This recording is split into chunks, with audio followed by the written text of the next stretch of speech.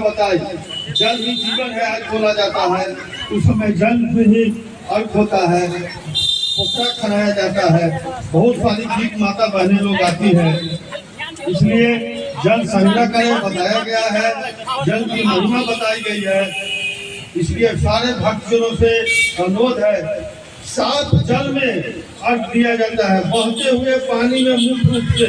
लेकिन इतनी बड़ी आबादी के द्वारा छठ पूजन का वितरण संपन्न हो रहा है। मेरे बड़े भाई ब्रजेश सिंह रमन, प्रभारी किसान मोर्चा भाजपा इधर सर, सभी माता बहने शांतिपूर्वक व्यवस्था के साथ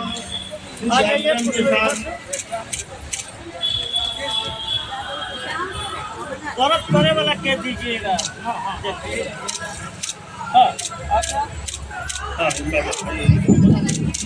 भाई फोटो बबुआ देखो, बच्चा लोग के नहीं, बच्चा के बच्ची के नहीं। क्या कहेंगे, मुख्य अतिथि के तौर पे आए हैं? इसमें मुख्य अतिथि का कोई मायने नहीं है, लेकिन छठ ऐसे व्रत की महिमा और ख़ासकर अपने बिहार में, अपने प्रदेश में लोगों के बीच में, और उससे भी बड़ा ये पावन कर्म है कि सेवा में जो छठ व्रती हैं उनको देने का ये मित्र मंडल ने ऐसा आयोजन किया और लोगों को छठ सामग्री वितरण का ये बड़ा सराहनीय कार्य है। और इस परंपरा को जिंदा रखने का, आगे बढ़ाने का और अपने सेवा भाव के जज्बा को दर्शाने का एक बहुत बड़ा अवसर मिलता है।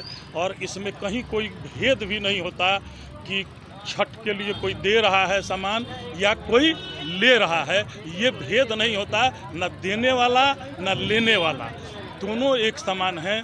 इसलिए ये मित्र मंडल ने ये आयोजन किया है, इसके लिए मैं उनका बहुत आभारी हूँ, धन्यवाद देता हूँ।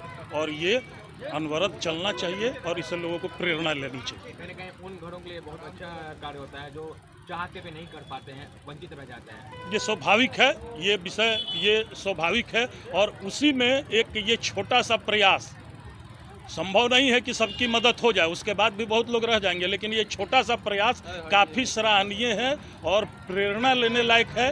और ऐसा आग्रह है कि जिनके पास प्रेरणा लायक और उदाहरण वही शब्द बनता है कि जहाँ जो है आप अगर सक्षम हैं तो दूसरे को इस पावन पर्व के अवसर पर या बाकी विषयों में समाज के दूसरे और कार्यों में मदद कर सके। ये अब बिहारी होने का, ये लोगों के अपने बीच होने का ये जज्बा दर्शाता है और ये सराहनीय है।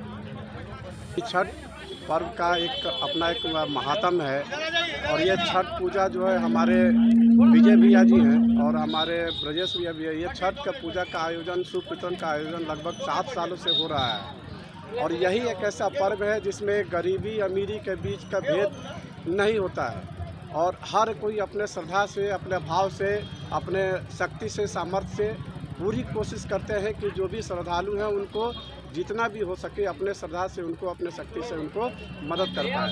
तो ये छठी मैया को प्रणाम करते हुए बोलते हैं कि जो हमारा बिहार है वो उगते सूर्य को नहीं डूबते सूर्य को भी प्रणाम करते हैं, नमस्कार करते हैं। तो ये हमारा संस्कार है, ये हमारा नीति है। तो जय छठी। और साक्षात ऊर्जा का जो हम लोग ईश्वर को देखे नहीं, लेकिन यह छठ पूजा के माध्यम से हम लोग साक्षात उस सूर्य को नमस्कार करते हैं, उस सूर्य भगवान को हम लोग पूजा करते हैं जो हमें इस धरती पर ऊर्जा देते हैं और हमें अपना जीवन का संचार करते हैं।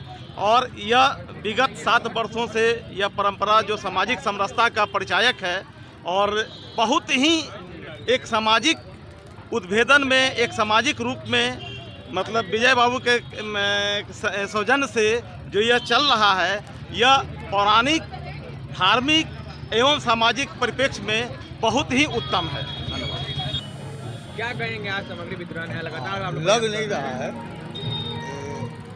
हम सनातन धर्म का सबसे बड़ा पर्व है छठ व्रत। और इस छठ व्रत में पूरे भारतवर्ष में एक हम लोग का सनातन का यही पर्व है छठ, जिसमें उगते हुए सूरज को भी और डूबते हुए सूरज को भी अर्घ दिया जाता है, उनको याद किया जाता है, उनकी आराधना की जाती है।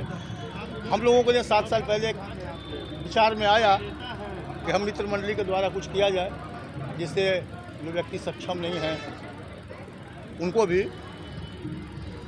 छठ वितरण सामग्री के अंतर्गत कुछ सामान दे, जिससे उनकी आराधना हो सके, पूजा हो सके। और समाज के लिए यही मैसेज है, सनातन धर्म एक होकर, सनातन धर्म एक होकर सामाजिक सौहार्द और स्वस्थ वातावरण है कि आप सनातन धर्म को बचाते हुए, देखते हुए। आपका एक छोटा सा प्रयास कई घरों में खुशियाँ भर देती है, जो वंचित रहते नहीं वो व्यक्ति पिछड़ रहे हैं, पूरा सिखाता है, उसको भी साथ लेके चलो, उसकी भी आराधना करो, उसको भी नहीं छोड़ो।